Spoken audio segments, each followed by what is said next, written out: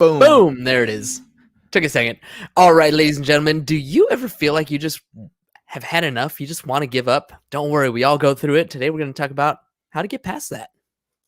The Insurance Bro Show is a podcast for agents who want to grow their agency and be titans of the insurance industry. Learn from a panel of experts who share their agency struggles, their experiences with the nation's best carriers, and share the marketing secrets that successful insurance agents are using today. Now, here's your host, the Insurance Bro, James Cias. Boom, boom, boom, boom, boom, boom, boom.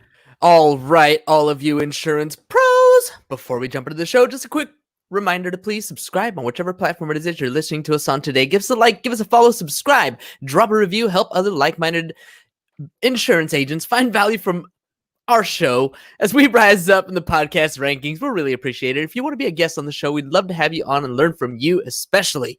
Go to www.insurancebroshow.com/guest, schedule your time slot, and don't forget to follow me on all social media at Insurance Bro Show. So let's see 3 feet from gold. 3 feet from gold. You ever what popped in your head? I gotta ask that at least. Like, this came completely inspired from something, right? Something. Usually we come in and you're like, well, I don't have a guest today. What do you want to talk about? But today you were like ready to go. So where did this come from? Where it really comes from, and I'm sharing this image, if you could see that. Yes. Right? This happens all the time. This is one of those things where, people get into something, right? They want to build an insurance agency, for example. And so they get out there, they start pounding pavement, they start talking to people, they get their friends and family, they write a few policies, and then starts to like trickle off, right? Like it just slows down, and maybe you've never been in a sales position before, so you don't know all of the follow-up that needs to happen. You don't, you just don't have it in you to just keep going. And so you stop, right? And little do you know that you're 3 feet from that one connection.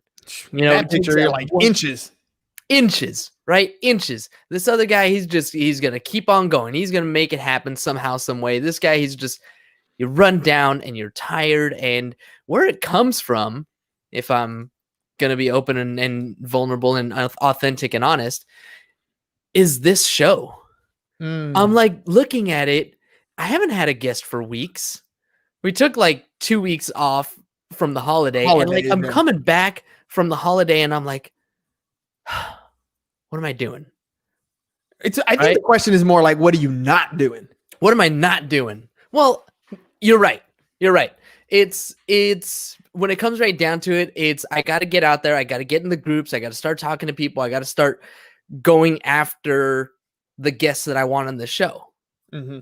Right? Like I know that I'm 3 feet from gold. I know that it's just like that little bit. If I just go out, I jump into some of these groups and I start talking to people and making those connections. It's just, it's getting to that point. It's making that extra effort to do that. I'm going to share with you. I'm going to take your spotlight here for a second. Hit me up.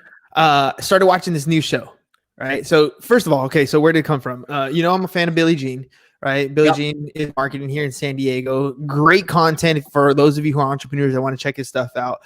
Just Google Billie Jean. You'll find all kinds of great stuff. Not only is his sales stuff great and training stuff great, but his podcast is amazing. His content is cool. So anyways, I started listening to an episode because I heard Grant Cardone on Clubhouse talking about this show that he recorded, the show that he was on, TV show, right? It's called Undercover Billionaire. And so Billy did an interview with Grant Cardone, a second interview.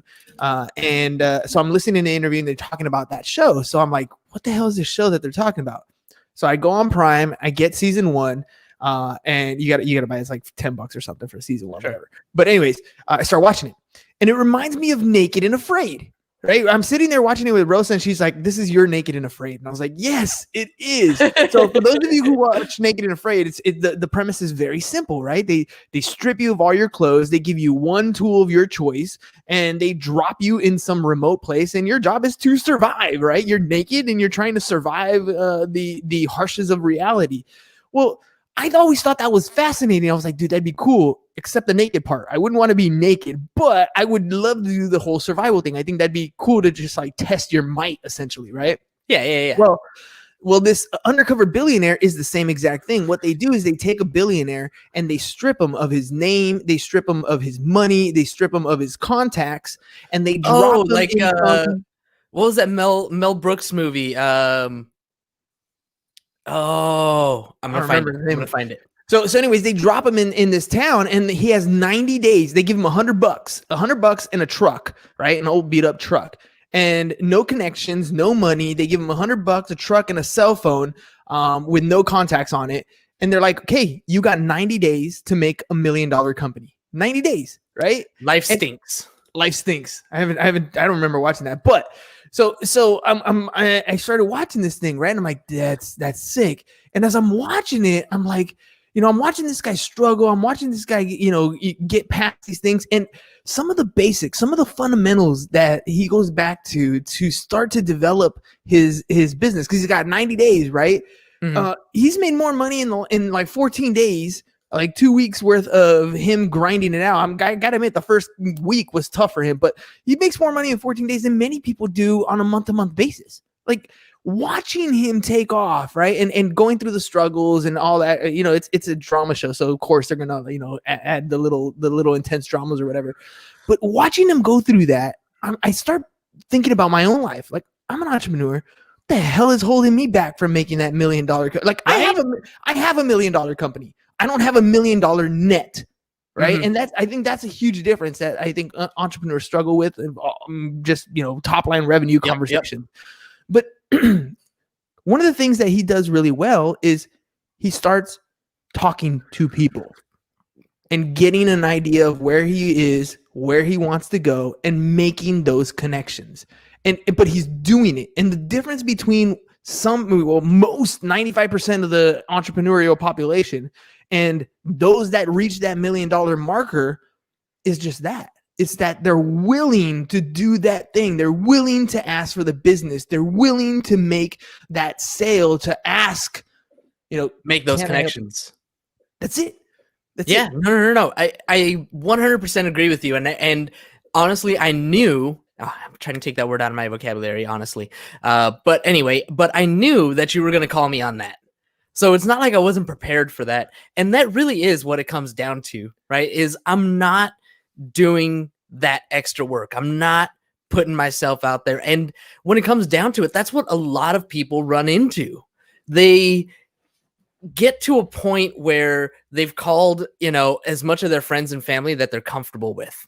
They've marketed themselves as much as they're comfortable with. They've talked to as many people as they're comfortable with.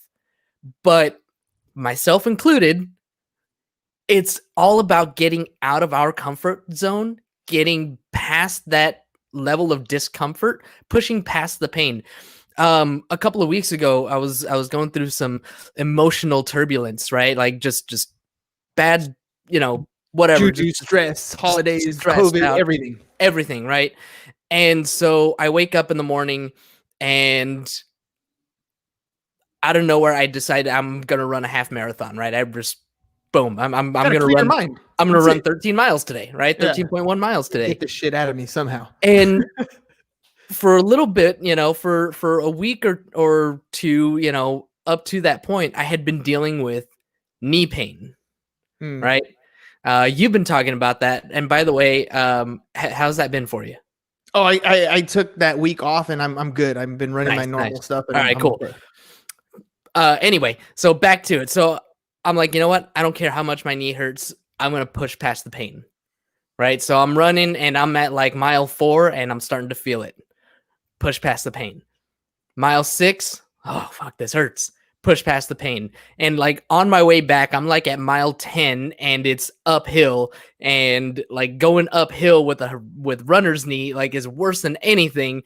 And I'm just pushing past the pain. So that's, you know, when it comes to physical challenges, I feel like it's easier to just say, yep, I can just keep doing this. I got to keep going. I'm going to, you know, whatever.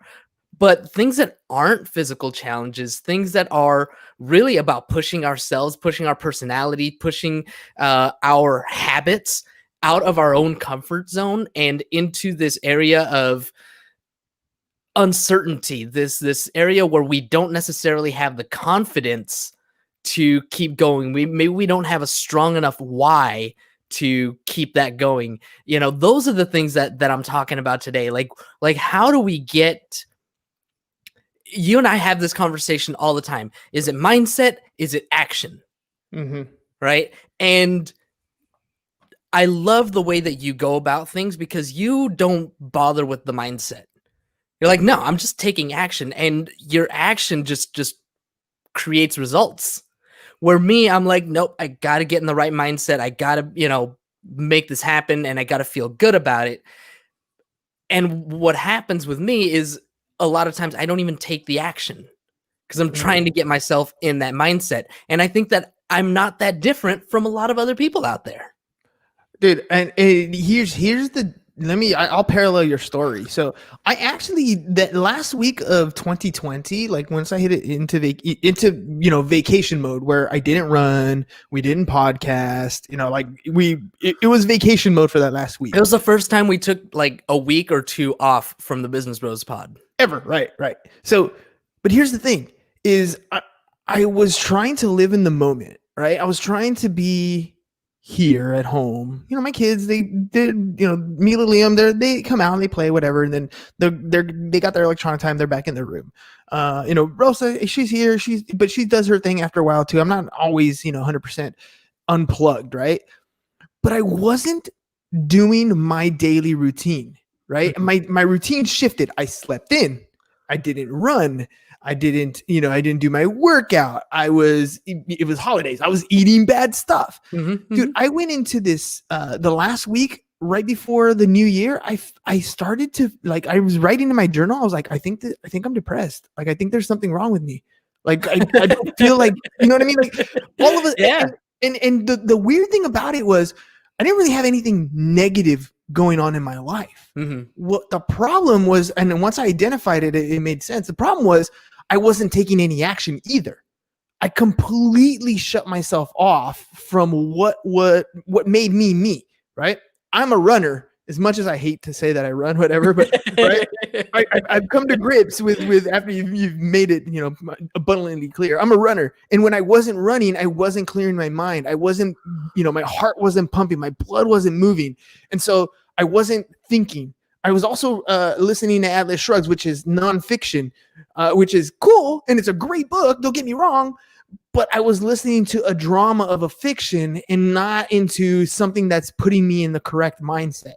You know, the new year hit, it was over the weekend, but Saturday, you know, I got up and I still didn't work out on the weekend, but I didn't sleep in super long. I got up, it was like 7, 8 o'clock in the morning.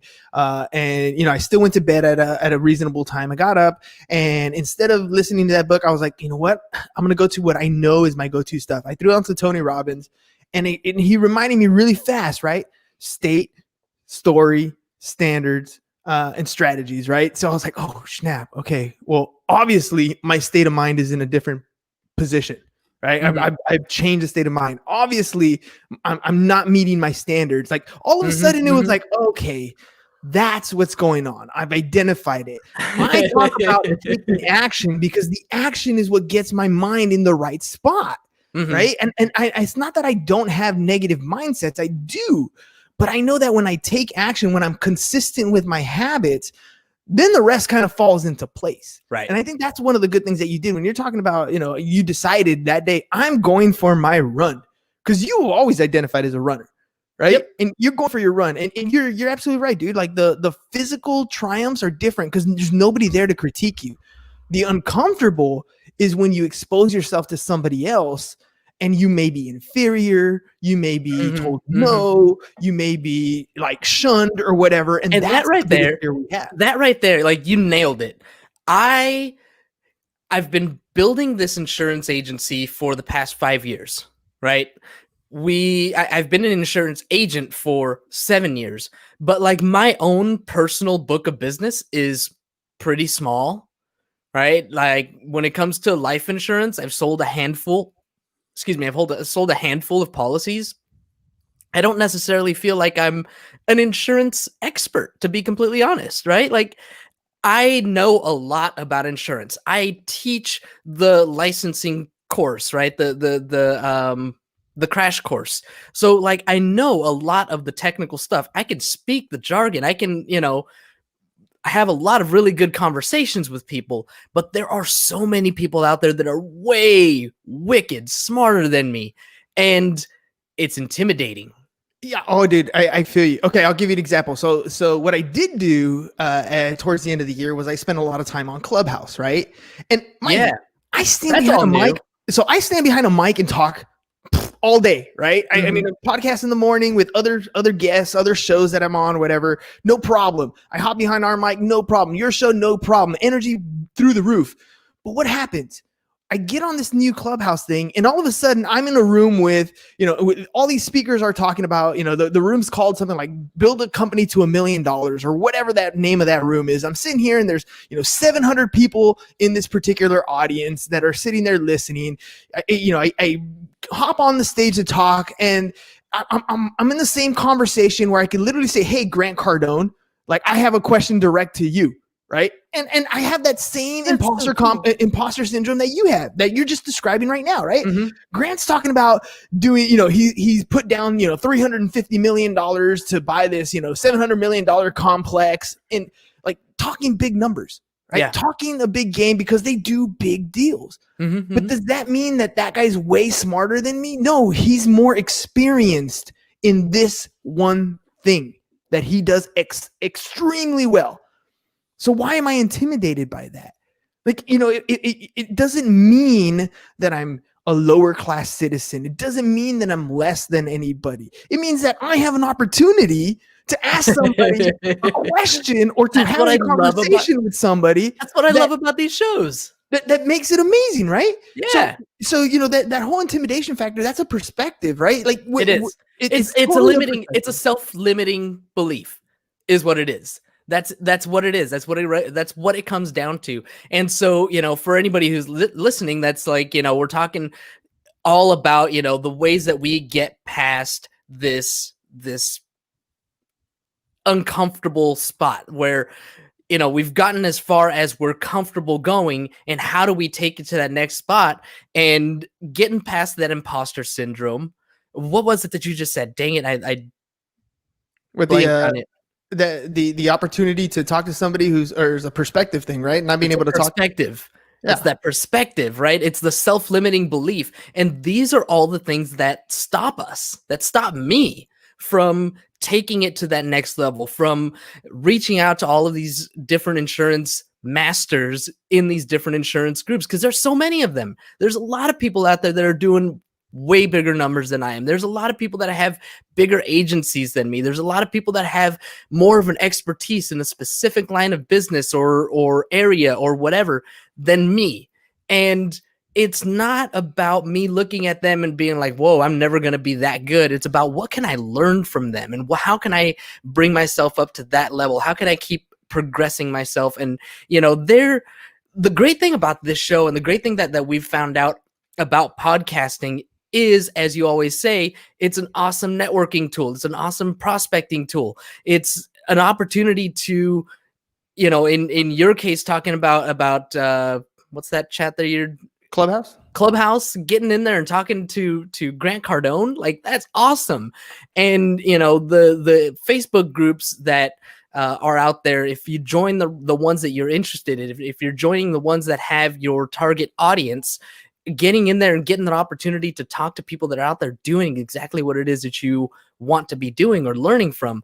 It's just a matter of getting past for me, especially, right? I'm talking from experience. It's for me to get past that level, past that point of discomfort to reach that next plateau.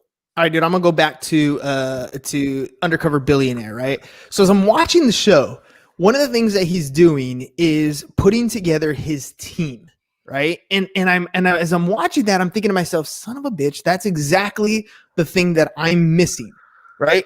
Yeah, you have a team right now, right? But think about your strengths and think about your weaknesses. This is one of the things that he talks about, while he's building his team. He's like, look, I'm good at certain things. Everything else that I'm weak in, I need to have people that are good come in and do that, right? And I think that's one of the things that you're doing a lot of your vision boards and you're doing a lot of your why statements. But are you being honest with what you're good at? Like, I think when you sit back and talk about, you haven't built a million, multi-million-dollar agency or whatever, they're bigger agencies out there. That's great. Maybe some of those guys, their skills are in a specific area, right? Maybe one of those guys, some of those guys are better at prospecting, or some of those guys are better at writing a particular line of business, or some of those guys are, in your case, what you're really good at is putting together SOPs and operating procedures, or managing those systems, right? Those are skills that you have. But we're not honest with ourselves, and the discomfort comes when you try to be a rock star in a field that you're not a rock star in. Right. And so, when I'm watching him, that's the imposter syndrome. That's the imposter syndrome. It's not that you can't be good at that or you won't get better at that, but you're comparing yourself. It's like me trying to step onto the court and play with Michael Jordan. It's just not going to work, right? There's no way I'm going to be at that elite level. Now, I can dribble the ball. I'm not even going to call it shooting, right? I'm just going to throw it towards the basket and hope that it goes anywhere near it. But I would never compare my skill in basketball to one of those greats. However, the consistency that he has, the training to get up and go train every single day and to work on his craft, that skill that I do have, right? That is what I'm good at. I can consistently say I'm going to do something. I go out and I'm going to do it. And I've gotten really good at getting behind the mic and bringing energy. That's something unique about what I do here on shows, is that I can bring that energy. So how can I utilize that? How can I utilize my superpower and then identify what I'm weak at and bring people in to cover those weaknesses? Because they're going to be strong at that. And so, when I'm watching that, I came up with an idea, which I wrote down in my journal last night, and I want to build equity teams. Why are we always so big on trying to build our own service, our own product or service to sell? That's one way of doing business. Another is the way the sharks do it on Shark Tank. Look, dude, I got a skill. I have a team. I have a network. I have a connection. Why don't we work with people to identify, look, this is a great product, service, business, whatever. Let me pull my attorney. Let me pull my CPA. Let me pull my patent, whatever it is. And let's do this thing, grow this particular idea, concept, business, whatever, using my network. Now that I can do. That is a strength that I can pull together people in my network. And I have the energy behind that to keep them excited about what's going on. Right. And as I'm watching, that show, I'm getting pumped, and I'm like, that's what I'm missing. That's what I'm missing. That's what I'm missing. And I'm identifying these things, but I'm being honest with myself. Right. So if you're 3 feet away from gold, it's because you're quitting. It's because you're probably doing something that is not in your strong suit. You're doing it because you have to do it. Yes, you have to grind. Yes, you have to work. Yes, you have to get up and do some of these things by yourself at first. But the goal, if you're really building a business, is not to do it all yourself. It's to play to your strengths. Boom. Mic drop. Mic drop. Walk away. Mic drop. So, dude, that's when you're struggling, with the imposter syndrome, you're struggling because you're trying to elevate the way you are in something that is not your strong suit. Focus on what you're good at. Focus on that, right? And nobody's going to stand in your way. I doubt if you talk to anybody who comes on your show and you talk about automations and you talk about systemizing processes, that sounds super boring to me. Right. And to most of them who are successful salespeople are probably going to think the same thing, but they need that. right? Mhm. They need that because there's only so much work they can do. Think about the pitch that we're doing with loan officers, right? Loan officers are good at finding loan deals, the ones that we're targeting, and closing loans. They're good at that. What they suck at is building a business. Right. And so what we're doing is we're taking what I'm doing is I'm taking the skill that you have, which is automating and creating a business, a system, and I'm applying it to people who have or who lack that skill.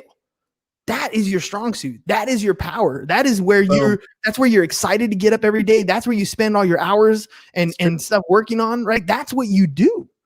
So that's what you need to focus on. And any entrepreneur out there, anybody in insurance, the reason why you quit is because you're not able to get to that uncomfortable spot. It's because you haven't identified what your strong suit is. You've jumped into a new business. You've jumped into a new idea. You got a new license. It sounded exciting, but you still haven't. You call it the why. Some people call it the superpower. You just need to identify what you're good at. What is your strong suit? Where do you come to the table and you're like, boom, bitch, get out the way. This is my thing, right? This is what I'm good at. Ain't no thing like me except me. Exactly, Rocket. That's what I'm talking about. Love that line.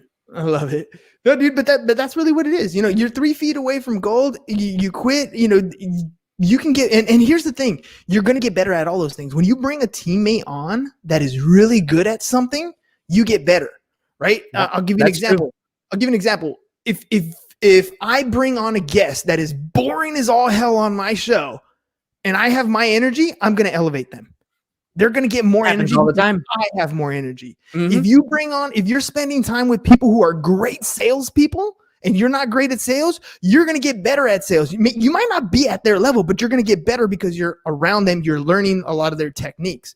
If they're around you in operating the systems and in processes and automations, they're going to get better at that because that's what you do. That's your strong suit. But don't lie to yourself and try to be something else.